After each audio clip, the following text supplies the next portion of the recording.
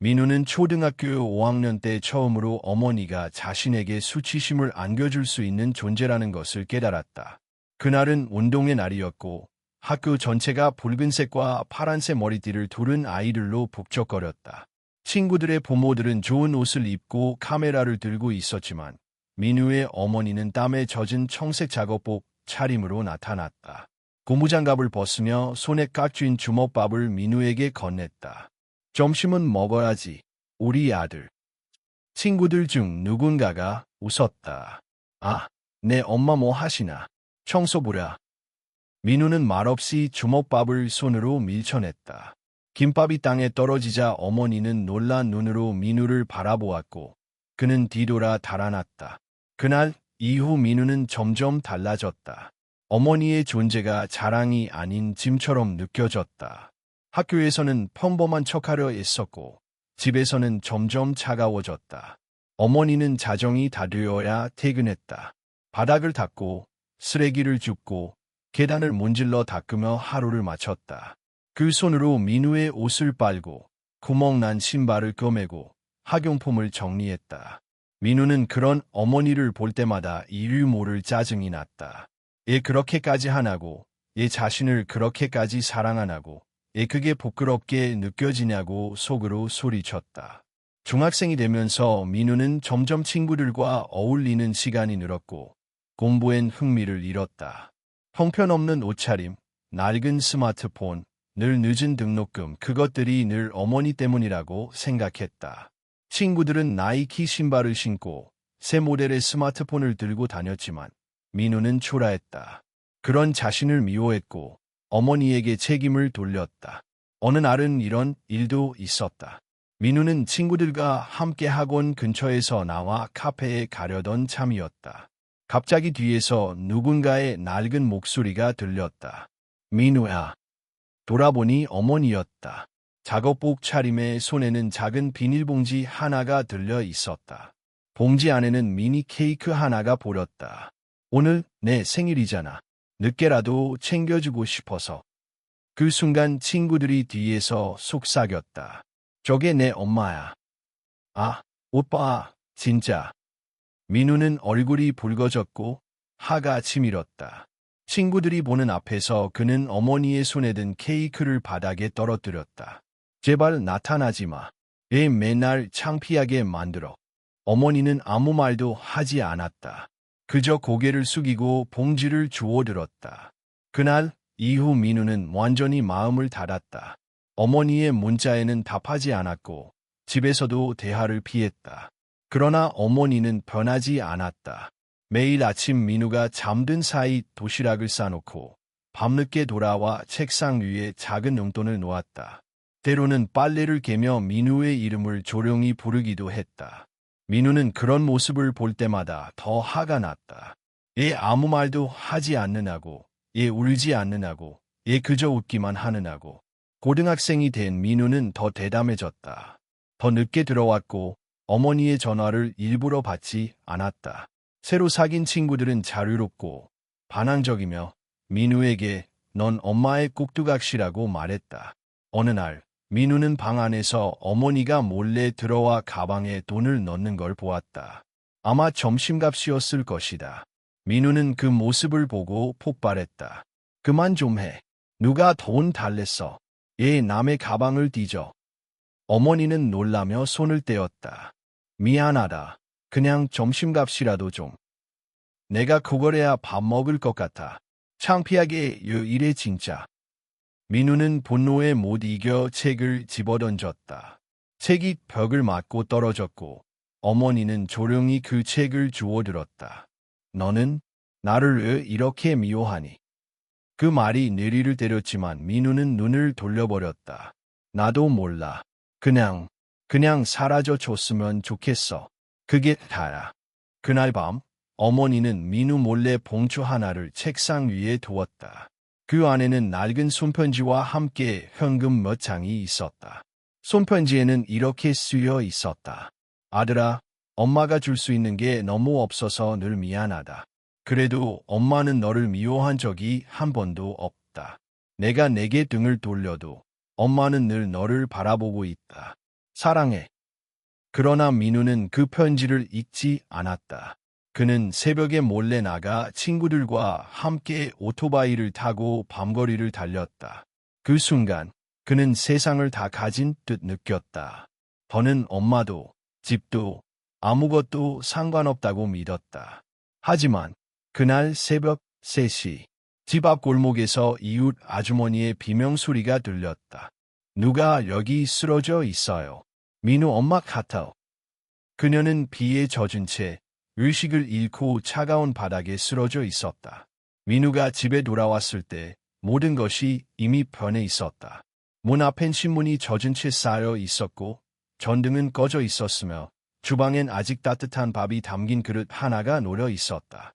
그 밥은 민우의 저녁 식사였다. 민우는 천천히 문을 열었다.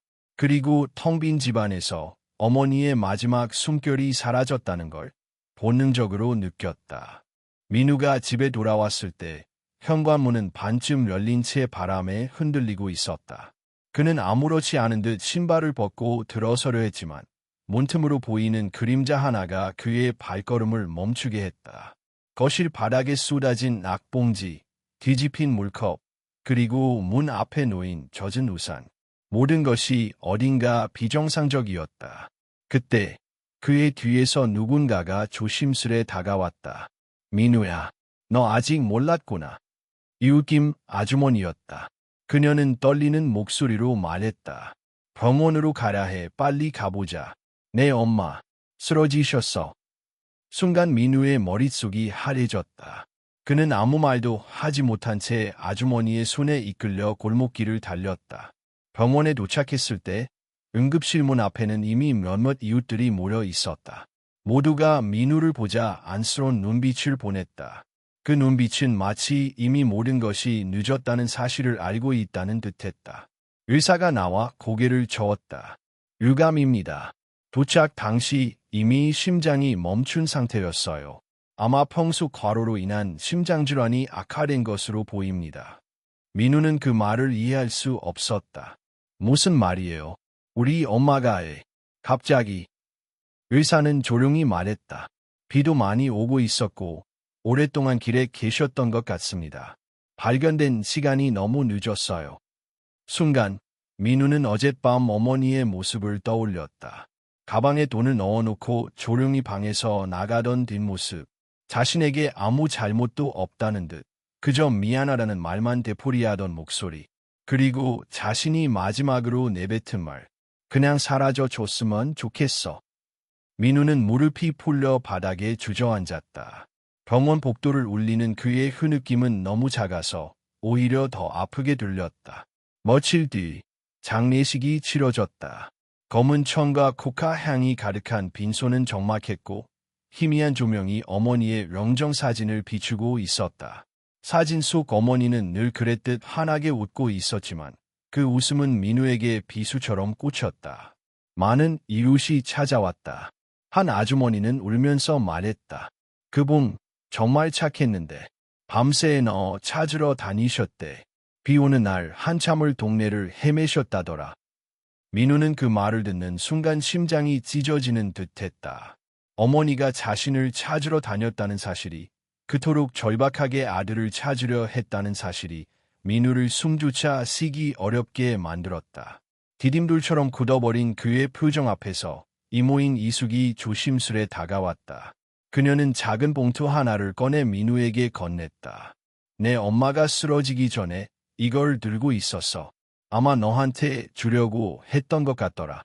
민우는 떨리는 손으로 봉투를 열었다. 안에는 크지도 않은 달아해진 노트 몇 장과 낡은 사진 한 장이 들어있었다. 사진 속에는 어린 민우를 안고 있는 어머니가 있었다. 그리고 노트 첫 장에는 삐뚤빼뚤한 글씨로 이렇게 적혀 있었다. 민우야, 내가 요즘 많이 힘들다는 걸 안다. 너를 어떻게 도와줘야 할지 몰라서 미안하다. 하지만 엄마는 늘 내 편이라는 걸 잊지 말아줘. 민우는 그 자리에서 허리를 굽히고 흐느꼈다. 단 한 번도 어머니는 자신에게 화낸 적이 없었다.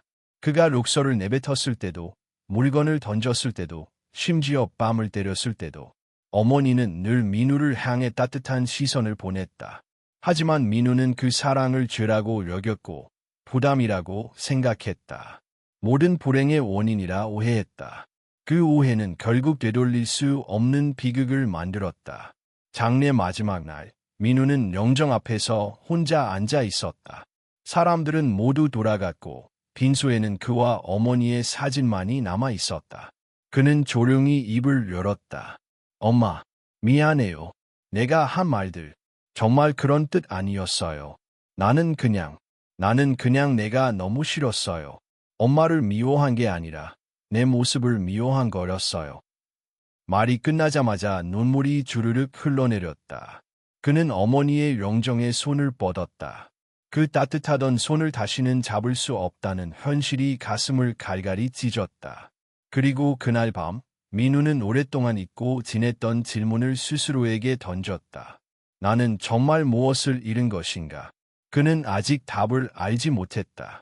하지만 단 하나는 분명했다. 그는 이제야 비로소 자신이 어떤 죄를 지었는지 깨닫고 있었다. 장례가 끝난 뒤 집은 침묵만이 가득했다. 세상 어느 곳보다 조용하고 어느 곳보다 차가웠다. 민우는 멍하니 거실 한복판에 앉아 어머니가 쓰던 작은 탁자를 바라보았다. 그곳에는 아직도 어머니가 정리해둔 수첩, 락봉지, 그리고 낡은 돋보기가 놓여 있었다.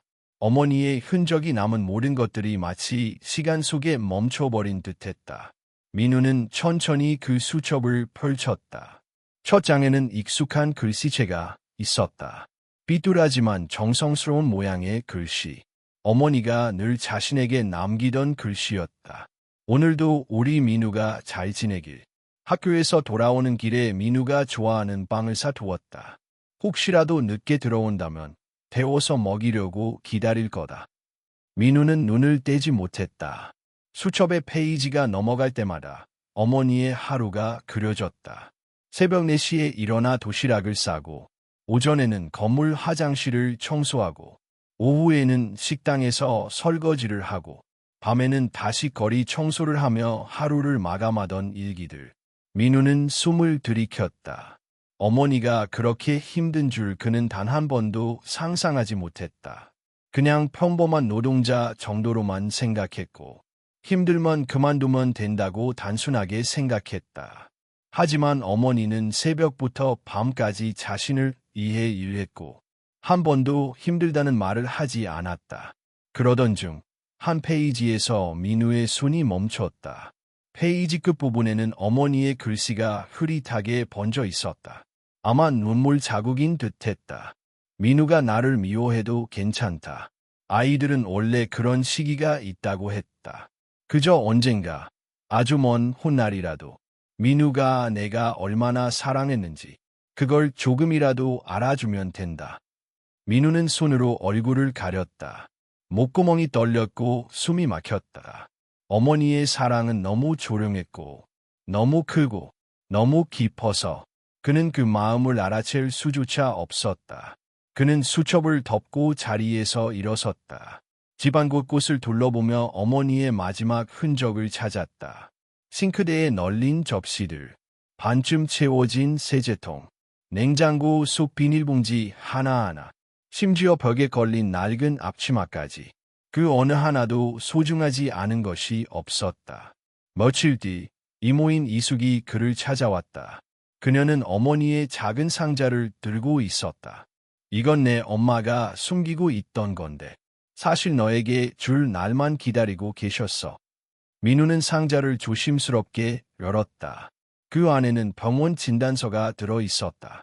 심근증, 가로로 인한 악화 위험이 있음, 충분한 휴식이 필요함. 진단 날짜는 반년 전이었다. 어머니는 이미 오래전부터 아팠고 그 병은 언제든지 생명을 위협할 수 있는 상태였다. 그러나 민우에게 그 어떤 말도 하지 않았다. 얘 말 안 했어요. 민우는 진단서를 움켜쥐고 떨리는 목소리로 말했다. 이모는 조용히 고개를 흔들었다. 너가 걱정할까 봐 그러신 거야. 그리고 내가 대학 가는 거 정말 보고 싶어 하셨어. 민우는 숨이 멎은 듯 했다. 어머니의 마지막 꿈이 자신의 미래였다는 사실이 그를 무너뜨렸다. 이모는 또 다른 종이를 꺼냈다. 학비적립 통장. 통장 안에는 얼마 되지 않는 돈이 남아 있었다. 하지만 통장 기록을 보자 민우는 다시 한번 깊은 충격을 받았다. 어머니가 들어온 돈의 대부분이 민우의 학비와 교재비로 빠져나가 있었다. 그리고 통장 메모에는 늘 같은 한 문구가 적혀 있었다. 민우 미래자금. 민우는 통장을 깍지고 고개를 숙였다. 그는 그동안 자신이 얼마나 이기적인 사람이었는지 처음으로 직면하게 되었다. 자신을 부끄러웠다는 이유로 어머니를 탓하고 사랑을 거부해하고 상처를 주었다. 그리고 마지막 순간까지 어머니는 자신을 찾으러 비 오는 길을 헤매다 쓰러져 갔다. 민우는 자신의 방으로 돌아와 문을 닫았다. 가방 속에서 며칠 전 어머니가 몰래 넣어두었던 용돈 봉투가 나왔다. 그 순간 그는 처음으로 그 돈의 의미를 깨달았다. 그건 단지 점심값이 아니라 어머니가 매일 자신을 위해 살았다는 증거였다. 민우는 조용히 중얼거렸다. 엄마, 나 왜 그랬을까? 정말 왜? 나는 왜? 그는 그날 밤 한숨도 자지 못했다. 마음속에서 죄책감이 끝없이 밀려왔다. 그리고 결국 그는 결심했다. 더 이상 도망치지 않겠다고. 다음 날 아침, 그는 어머니의 령정 앞에 향을 올리고 고개를 숙였다. 그의 목소리는 떨렸지만 결연했다.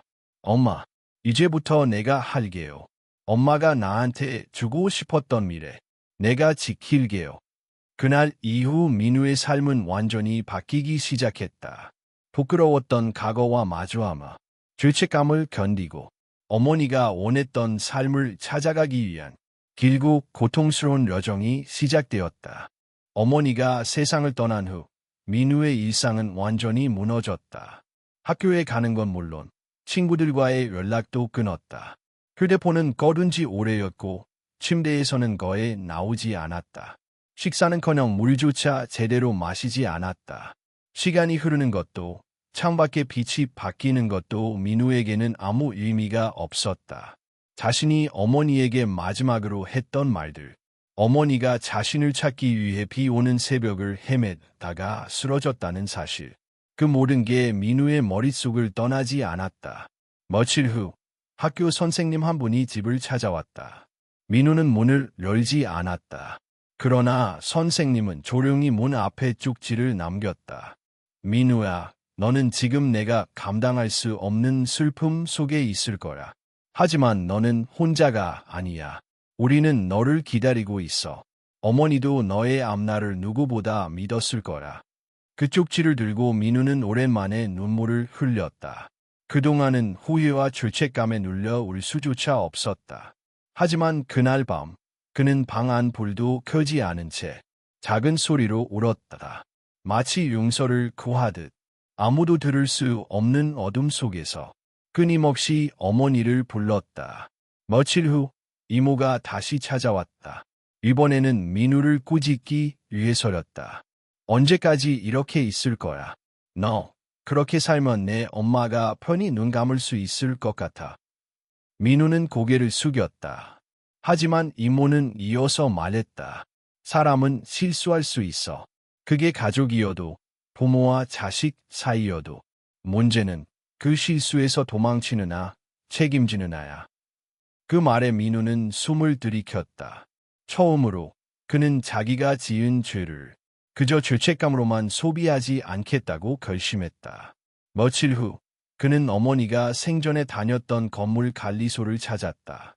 작은 휴게실에 앉아있던 경비 아저씨는 민우를 보자 눈시울이 붉어졌다. 내 어머니 말없이 고생만 하셨지. 한겨울에도 쓰레기통을 손으로 정리하시고 밤새 쓸고 또 쓸고 그러면서도 항상 우리 아들은 공부 잘해요라고 말씀하셨어. 민우는 아저씨 앞에서 고개를 들지 못했다. 저 그런 아들이 아니었어요. 엄마가 그렇게 말했을지 몰라도 전 정말 나쁜 아들이었어요. 그러자 경비 아저씨는 민우의 어깨를 두드리며 말했다. 그래도 지금 이 자리에 왔잖아. 그게 중요해. 너무 늦기 전에라도 돌아왔다는 게. 그 말을 듣고 민우는 처음으로 자신이 앞으로 무엇을 해야 할지 생각하기 시작했다. 그는 어머니의 흔적이 남은 곳곳을 찾아다녔다. 청소하던 계단, 도시락을 사러 다니던 시장, 한겨울에도 빵을 사기 위해 서 있던 편의점 앞. 그 모든 장소에서 그는 어머니의 그림자를 보았다. 마치 그녀가 여전히 그를 지켜보고 있는 것처럼 느껴졌다. 그리고 어느 날 밤, 민우는 노트북을 켜고 어머니에 대한 글을 쓰기 시작했다. 그의 손은 떨렸고 자판 위에 눈물이 떨어졌지만 그는 멈추지 않았다. 나는 어머니를 미워했다. 아니, 그렇게 믿고 싶었다. 그녀의 사랑이 부담스러웠고 그녀의 존재가 나를 작게 만들었다고 착각했다. 하지만 지금 나는 안다. 그 사랑이야말로 내가 살아있는 이유였다는 것을. 그 글은 생각보다 많은 사람들에게 전달되었다. SNS에 올린 그의 글은 어머니의 마지막 도시락이라는 제목으로 퍼져나갔고 수많은 사람들이 댓글을 남겼다. 읽다가 울었습니다. 저도 엄마께 미안한 게 많아요. 지금 당장 엄마한테 전화해야겠어요. 그날 이후 민우는 매주 한 편씩 어머니에 관한 글을 썼다. 한 번은 어머니가 처음 도시락을 싸준 날에 대한 이야기, 또 한 번은 새벽에 몰래 교복을 다림질해 주던 뒷모습. 그 기억들이 글로 다시 살아남아 민우는 조금씩 자신을 용서할 수 있게 되었다. 하지만 세상 모두가 그를 용서한 것은 아니었다. 어느 날 중학교 시절 함께 다녔던 친구의 어머니가 연락해왔다. 그녀는 민우의 글을 보고 이렇게 말했다. 너, 그 글들 진심이니? 나는 아직도 내가 어머니를 그렇게 대했다는 게 믿기지 않아. 민우는 담담히 대답했다. 저도 믿기지 않아요. 그렇기 때문에 계속 글을 쓰는 거예요. 그게 제가 할 수 있는 유일한 방식이니까요. 그녀는 더 이상 아무 말도 하지 않았다. 그러나 민우는 알았다. 자신의 과거를 완전히 지울 수 없다는 걸. 그래서 그는 더욱 진심으로, 더욱 간절하게 매 순간 글을 쓰고 사람들을 만나고 어머니의 이야기를 들려주었다. 그는 사람들에게 말했다. 사랑은 때때로 너무 조용해서 우리가 그걸 미처 알아차리지 못하고 지나치곤 합니다. 그러니까 제발 늦기 전에 당신 곁에 있는 사람에게 말하세요. 사랑한다고. 그리고 자신에게도 매일 되뇌었다. 엄마, 오늘도 나 잘 살고 있어요. 엄마가 바랐던 그 사람으로 조금씩, 천천히 나아가고 있어요. 민우가 어머니에 대한 글을 쓰기 시작한 지 몇 달이 지났다. 처음에는 자신을 용서하기 위한 몸부림이었지만 어느새 그 글들은 수천 명의 사람들이 기다리는 목소리가 되어 있었다. 그는 여전히 매일 후회와 슬픔 속에서 살았지만 그 감정을 회피하지 않고 글로 바꾸는 법을 배웠다. 어느 날 한 학교에서 연락이 왔다. 학생들에게 진심 어린 강연을 해줄 수 있냐는 요청이었다. 민우는 망설였다. 자신이 다른 사람 앞에 서서 무엇인가를 말할 자격이 있는지, 그런 삶을 살았는지 확신할 수 없었다. 하지만 그는 결국 결정을 내렸다. 엄마가 원하셨던 건 내가 당당한 사람이 되는 거였지. 도망치지 않는 사람. 그렇게 민우는 생애 첫 강연을 준비했다. 강연장에는 200명 가까운 학생들이 모여 있었다. 민우는 마이크 앞에 서자 손이 떨렸다. 하지만 어머니의 얼굴을 떠올리며 천천히 입을 열었다. 제가 오늘 여기 서 있는 이유는 누군가를 가르치기 위해서가 아닙니다. 그저 누군가가 저처럼 후회하지 않았으면 해서입니다. 그는 자신이 했던 실수, 어머니에게 상처를 줬던 날들, 마지막 순간에 지키지 못한 사랑을 솔직하게 털어놓았다. 학생들은 놀랄 만큼 조용히 그의 이야기를 들었다. 누군가는 울었고, 누군가는 고개를 숙였고, 누군가는 어머니에게 메시지를 보내기도 했다. 강연이 끝난 뒤 한 여학생이 다가와 말했다. 저도 엄마랑 사이가 좋지 않아요. 맨날 싸우고 말도 안 하고. 근데 선배 이야기 듣고 나니까 오늘 집에 가면 꼭 안아주고 싶어요. 그 말에 민우는 미소 지을 수 있었다. 자신의 고통이 누군가의 마음에 작은 빛이 된다면 그건 어머니가 남긴 사랑이 세상에서 다시 살아나는 순간이었다. 며칠 뒤 민우는 한 출판사로부터 연락을 받았다. 그의 글들을 모아 책으로 출간해보고 싶다는 제안이었다. 오래전부터 어머니가 만들고 싶어 했던 그의 미래가 새로운 형태로 눈앞에 다가오고 있었다. 민우는 책 제목을 고민하다가 어머니의 수첩초장에 적혀 있던 문장을 떠올렸다. 그리고 조용히 중얼거렸다. 엄마가 지켜준 미래. 하지만 그는 곧 고개를 저었다. 그보다 더 어머니의 마음을 담는 한 문장이 있었기 때문이다. 그는 책 제목을 이렇게 정했다. 엄마, 나 이제 괜찮아요. 책은 출간되자마자 큰 반향을 일으켰다. 많은 이들이 자신의 부모님을 떠올리며 감시의 메시지를 보냈고 민우에게 강연 요청이 끊이지 않았다. 사람들은 그를 청춘 위로 작가라고 불렀고 그는 조금씩, 정말 조금씩 자신이 세상에 다시 설 수 있다는 것을 깨달았다. 하지만 성공은 민우에게 중요한 것이 아니었다. 그에게 중요한 건 딱 한 가지였다. 어머니가 살아 있었다면 이 모습을 보고 미소를 지었을까? 그녀는 자랑스러워했을까? 그 생각뿐이었다. 어느 비 오는 날, 민우는 작은 꽃다발을 들고 어머니의 묘를 찾아갔다. 그는 조용히 묘비 앞에 앉아 폴립을 정리했다. 바람은 차가웠고 공기는 축축했다. 마치 어머니가 그를 감싸 안는 듯한 느낌이었다. 그는 묘비를 바라보며 조용히 말했다. 엄마, 나 아직도 많이 부족해요. 하지만 약속할게요. 엄마가 준 사랑을 나도 누군가에게 넘겨줄 수 있는 사람이 될게요. 그는 잠시 말을 멈추고 눈을 감았다. 어머니의 손길, 목소리, 미소가 떠올랐다. 그리고 그는 느껴졌다. 어머니는 떠난 게 아니라 그의 삶 속에 계속 살아있다는 것을. 그날 이후 민우는 청소년 상담센터에서 자원봉사를 시작했다. 어려운 가정 환경을 가진 아이들, 부모와 갈등으로 힘들어하는 아이들, 세상의 마음을 다뤄버린 아이들을 만나며 그는 그들에게 조용히 말했다. 내가 지금 느끼는 감정, 나도 느껴봤어. 하지만 기억해. 지금의 선택이 너의 미래를 바꿀 수 있어. 그의 말은 가볍지 않았다. 그 말 뒤에는 뻘 아픈 후회와 사랑을 잃은 슬픔과 다시 일어서려는 용기가 있었다. 어느 날 센터의 한 아이가 그에게 물었다. 형은 엄마가 보고 싶지 않아요. 민우는 잠시 침묵한 뒤 대답했다. 보고 싶지 않은 날이 하루도 없어.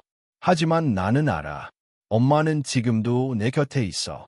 내가 하는 선택 하나하나를 지켜보고 있을 거야. 그의 목소리는 흔들리지 않았다. 그건 오랜 시간 눈물 속에서 다져진 단단한 진심이었다. 몇 년 후 민우는 마침내 어머니 이름으로 된 장학재단을 설립했다. 가난으로 꿈을 포기해야 하는 청소년들을 돕기 위한 재단이었다. 그는 재단 이름을 미래를 지키는 손이라 지었다. 그 이름 속에는 어머니가 평생 자신에게 해준 일이 담겨 있었다. 창립식이 열리던 날, 민우는 무대 위에 섰다. 수많은 사람들이 그를 향해 박수를 보냈지만 그는 사람들 넘어 텅 빈 한 자리를 바라보았다. 그 자리는 어머니를 위해 비워둔 자리였다. 그는 조용히 그러나 확신의 참 목소리로 말했다. 엄마, 나는 이제야 조금이나마 엄마가 바랐던 사람이 된 것 같아요. 이제 괜찮아요. 정말 괜찮아요. 그 말이 끝나자 마치 오래 숨겨졌던 슬픔이 풀리듯 민우의 눈가에 눈물이 맺혔다. 그는 미소 지으며 눈을 감았다. 삶은 다시 피어났다. 어머니의 사랑에서 시작된 삶은 그 사랑을 다시 다른 이들에게 건네는 삶으로 이어졌다. 비록 뒤늦게 배운 사랑이었지만 그 사랑은 이제 더 넓은 세상 속에서 살아 움직이고 있었다.